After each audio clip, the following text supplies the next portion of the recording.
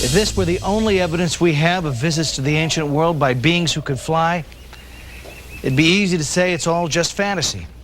But sometimes you have to look down to look up.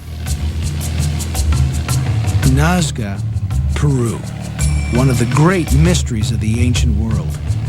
From the ground, Nazca is an empty, endless desert. But from the air, the secret of Nazca is revealed. The desert is in fact a tapestry of elaborately carved lines and figures stretching for more than 100 miles. From the air, you can see the famous figures of the spider, the hummingbird, and the monkey. Without the ability to fly, experts don't know how the Nazcans gained the perspective needed to create such elaborate figures on such a huge scale. There's even disagreement about the purpose of these markings. Originally, they were thought to be calendar-related or astronomical guides. No one really knows. But there's more to Nazca than this ancient menagerie. The real mystery in Nazca are lines, gigantic lines looking like airstrips, and small lines, long, kilometers long. One of these lines extends 15 miles to the horizon. A giant mountaintop has been sheared off, leveled, and scraped clean to create an impressive runway-like avenue. The question is, why? Did the ancient Nazcans need runways for some kind of flying machines? This is an amazing mystery.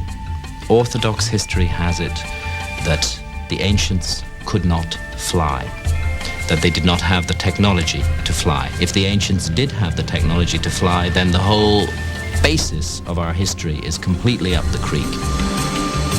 So if the Nazcans couldn't fly, what is the purpose of all these runway-like creations? Erich Von Daniken thinks he has an answer. His theory? Spaceships landed and left marks on the desert floor. When they returned into the sky, the natives wanted them to come back. Generation after generation, they recreated these lines in tribal ritual, even though the initial visit may have fallen into their past.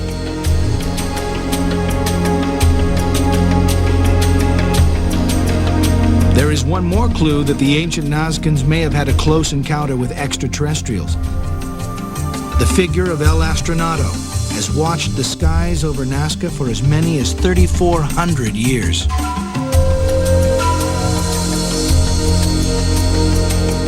Could this strange-looking image be a greeting from a primitive but friendly society to airborne visitors?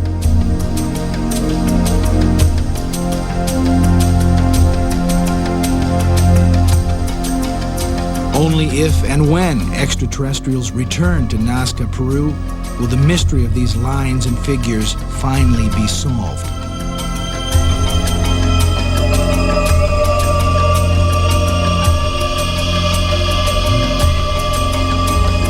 If some kind of flying machine or Vimana did visit the Earth in ancient times, one can imagine the terror some people may have felt in their presence. In Turkey, the eerie landscape is dotted with hundreds of small caves in the soft volcanic rock. But the real mystery of this region can't be seen above ground. Perhaps 2,500 years ago, elaborate cities were carved deep under the earth. Were these intricate maze-like settlements a primitive air raid shelter to protect the citizens from airborne enemies? There are caves and chambers all over. One of these cities descends 130 feet underground through as many as 18 stories.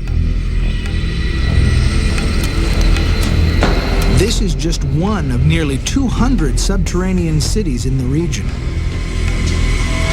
Perhaps 30,000 people once lived in them. A tunnel 5 miles long linked two cities together.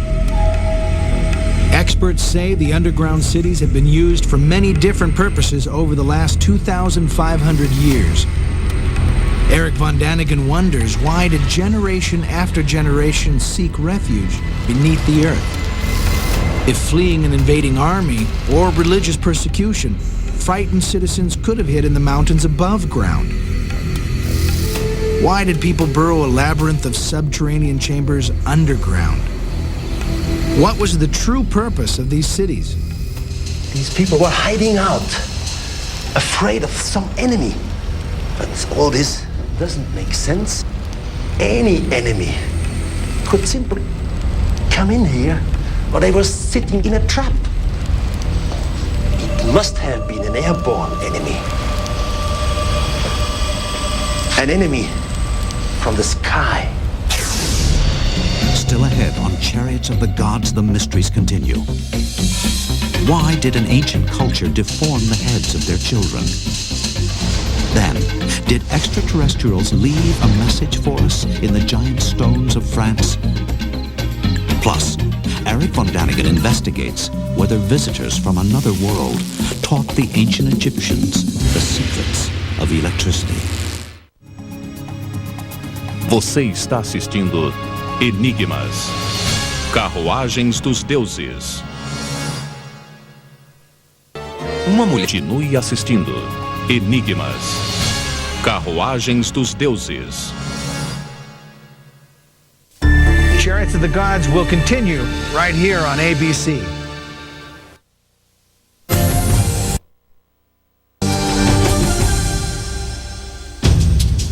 From Stonehenge in England to hundreds of other sites throughout Europe, Asia, and the Americas, there are ancient structures made from giant stones called megaliths. One of the most impressive megalithic sites in the world is in the Brittany region of France near the town of Carnac. Erich Von Daniken has spent years investigating this silent stone monument to our mysterious past. He believes these stones could not have been moved and arranged by primitive man without the help from teachers from above. At least 7,000 years ago, our ancestors created thousands and thousands of stones, and they arranged them in lines, straight lines for miles and miles. They loom like giant soldiers marching in formation to the sea. These are the megaliths of Carnac in France. Now this is the largest megalith ever moved in ancient Europe. It's man-made, cut, as you can see. Once the whole piece was over 60 feet, and its weight was 350 tons. If these giant stones were moved and arranged 7,000 years ago, they would be among the oldest creations on the planet. But were they created by human beings? At that time in human history, our ancestors were still hunter-gatherers, struggling daily for survival. Their tools were primitive, and the wheel had not yet been invented. How were these thousands of stones transported, and what was their purpose? Until today, archaeology has no answer for this mystery. Well, since we have computer technology, and since we know how to fly, we might have an answer. Erich Von Daniken reveals his theory that based on aerial reconnaissance, the builders of these alignments had a sophisticated understanding of geometry, triangulation, and the Pythagorean theorem. But these stones were arranged 4,000 years or more before the Greeks supposedly invented geometry. Erich Von Daniken wonders who taught the megalithic builders their math lessons. He believes extraterrestrials came to Earth and encoded a message in the stones of Carnac.